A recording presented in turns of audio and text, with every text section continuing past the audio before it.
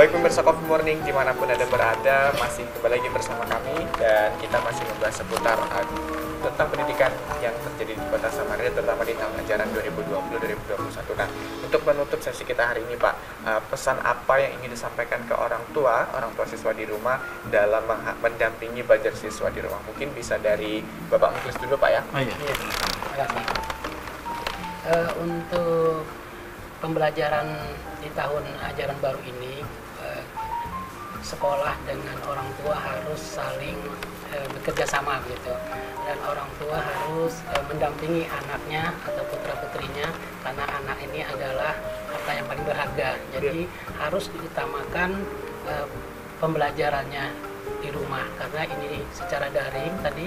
Di rumah itu orang tua harus benar-benar menjaga benarkah ini sudah belajar gitu, didampingi, kemudian diawasi, kemudian diartikan apa ini maksudnya pembelajaran seperti ini begitu. Kemudian untuk pembelian buku di kelas 1 itu belum diperlukan dia, karena masih anak ini sukanya masih bermain. Tetapi kalau buku di sekolah sudah disiapkan gitu, ada dana BOS, jadi tidak harus beli. Tetapi kalau untuk menambah referensi ya silahkan saja, tidak ada masalah. Jadi sekali lagi diharap orang tua tetap mendampingi begitu di rumah dalam proses belajar mengajar selama masa pandemi COVID ini. Oke, baik, terima kasih Pak Muklis. Kemudian bagaimana pesan dari Pak Barlin? Iya, saya kurang lebih dengan Pak Muklis ya, hanya saya menambahkan bahwa ini kan kondisinya darurat ya.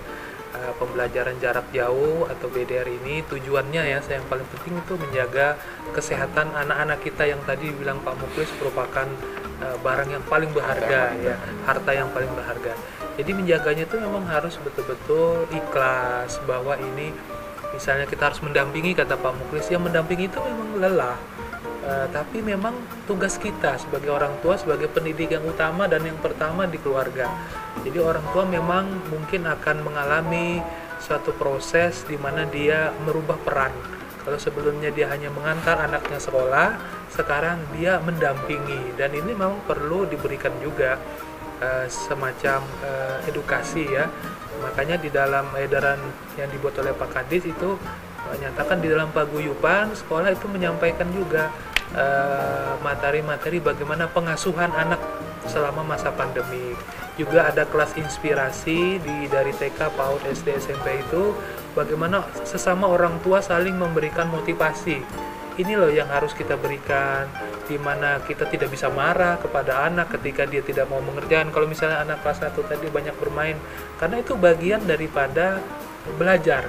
Selama ini cara mindset kita salah, bahwa pembelajaran itu hanya di sekolah. Pembelajaran itu luas, bisa dari mana saja.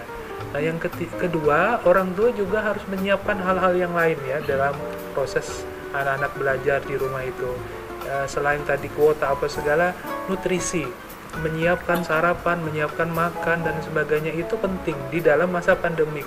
Karena kita tidak ingin anak-anak kita itu stres, kemudian akhirnya imunnya turun. Atau sebaliknya ya, anak-anaknya udah banyak nutrisi tapi kurang gerak, karena itu banyak duduk apa segala. Jadi silakan dalam sehari itu harus ada keluar ya, keluar bukan keluar rumah jalan-jalan, tapi di sekitar rumah menghirup udara segar, berjemur ya di pagi hari ketika ada matahari. Kan ketika pembelajaran kan pasti ada stopnya kan, ada jeda. Nah, itulah dipakai anak untuk keluar. Kalau di suku-suku di kiri kanan ada pohon, dia bisa latihan pernapasan gitu ya, kemudian juga berjemur, berinteraksi. Jadi intinya harus selalu aktif. Kan ini yang kita takutkan ketika pembelajaran jarak jauh itu semua pada di kamar. Nah, ini yang tidak kita inginkan. Jadi bukalah kamar-kamar kita, bukalah ruang-ruang tamu kita, itu memang menjadi tempat belajar. Bukan difokuskan duduk di bangku menatap laptop seharian. Itu yang kita tidak inginkan. Nah, yang ketiga mungkin yang perlu disampaikan adalah tetap ada interaksi bersama orang tua, misalnya makan bersama, sholat sama-sama, sehingga kita hadapi situasi new normal ini dengan keadaan ya tetap kompak gitu, tetap saling secara kekeluargaan. Jadi intinya sebenarnya ini kan cobaan buat kita semua, bukan hanya cobaan buat negara, tapi juga kita juga sebagai keluarga nih dicoba dalam menghadapi wabah ini, apa yang harus kita lakukan. Nah, itu sudah tadi disampaikan oleh Pak Kadis bahwa dalam situasi darurat ini kita harus melakukan perubahan-perubahan yang memang tidak sama dengan normal.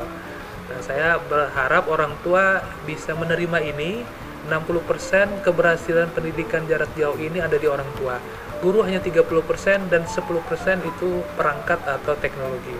Nah, jadi kalau kita kompak, insya Allah kita bisa lewati dengan baik. Mungkin itu. Terima kasih Pak Barin. Dan yang terakhir dari Pak Asli nih Pak. Pastinya pesannya ini sangat penting sekali untuk orang tua. Silakan Pak. Ya, terima kasih. Jadi yang pertama ya, yang ingin saya sampaikan, setiap kejadian, kondisi pasti ada pro dan kontra, itu pasti ya. Nah sekarang kita berada dalam suasana pandemi ini. Kita ambillah yang baiknya. Saya sering sekali menyampaikan yang saya katakan tadi bahwa pendidikan itu holistik.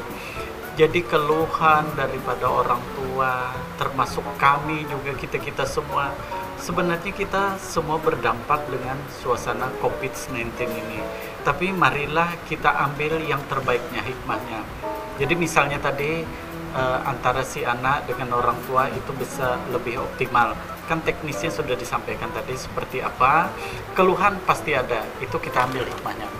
Nah kemudian juga kita mengevaluasi diri bahwa setelah COVID-19 ini pembelajaran online ini seperti apa. Artinya Pak Wali sudah menyampaikan gagasan kepada saya bahwa nanti kalau sudah normal, kalau dia full day kan sampai Jumat belajarnya, tetap muka itu nanti. Di luar daripada itu ada 1 hari yang diambilkan online, sehingga dapat saya simpulkan bahwa sesuatu yang terjadi itu yang monoton itu pasti membosankan. Jadi misalnya online terus juga, itu juga tidak baik. Tadi yang disampaikan Pak Barlin. Terus kemudian yang tatap muka juga terus-terusan, itu juga membosankan. Sehingga memang perlu kita ada dinamika, selang-seling istilahnya. Nah sehingga yang terakhir yang saya sampaikan kepada kita semua, termasuk anak-anak ya, bahwa kalau tadi disebutkan 60% di orang tua, bahwa yang merubah diri kita ini sebenarnya kita sendiri. Nanti itu ya, itu kata-kata bijak dari senior tokoh-tokoh kita, sehingga sekolah, lingkungan itu bagian dari yang yang membuat kita nanti mau seperti apa, tapi tergantung dari diri kita. Dan yang paling terakhir bahwa pendidikan utama itu sebenarnya di keluarga, parenting.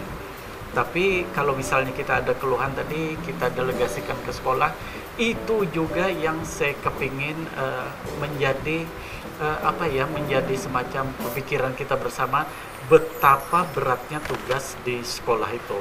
Bapak dan Ibu guru kita itu luar biasa mengurus anak kita yang selama ini, bahkan mungkin baru 4 bulan ini kita baru terasa, kita hanya mendampingi sepintas, sudah cukup berat.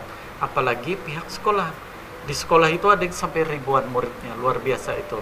Nah sehingga sekali lagi holistik tadi perlu kita bersatu, sebab keberhasilan itu tidak mungkin parsial ya. Jadi ada pihak murid, pihak orang tua, pihak paguyuban, pihak masyarakat, pihak dunia usaha industri, berkolaborasi bersama-sama kita dengan pemerintah supaya nanti generasi ke depan kita itu bisa lebih survive, lebih baik. Termasuk tadi pola hidup bersih dan sehat ya, perilaku kita. Mudah-mudahan nanti kita bisa bertahan, survive, dan pandemi COVID-19 ini bisa cepat berlalu dari Samarinda. Terima kasih, saya kira seperti itu ya. Baik, pemirsa Coffee Morning, sudah 1 jam kami membersamai Anda. Saksikan terus Coffee Morning setiap Senin sampai Kamis pukul 9.30 sampai 10.30 waktu Indonesia Tengah, dan pantau terus aktivitas Tepian TV di sosial media tertera di layar kaca Anda. Terima kasih kepada Bapak Asli Nuryadin, kemudian Bapak Barlin dan juga Bapak Muklis yang telah memberikan informasi seputar pendidikan terutama di tahun ajaran baru 2020-2021 kepada pemirsa di rumah. Dan tiba waktunya bagi saya Roman Hidayat dan kru yang bertugas pamit undur diri. Tetap bekerja dengan aman mengikuti protokol kesehatan. Kami pamit. Wassalamualaikum warahmatullahi wabarakatuh dan selamat pagi.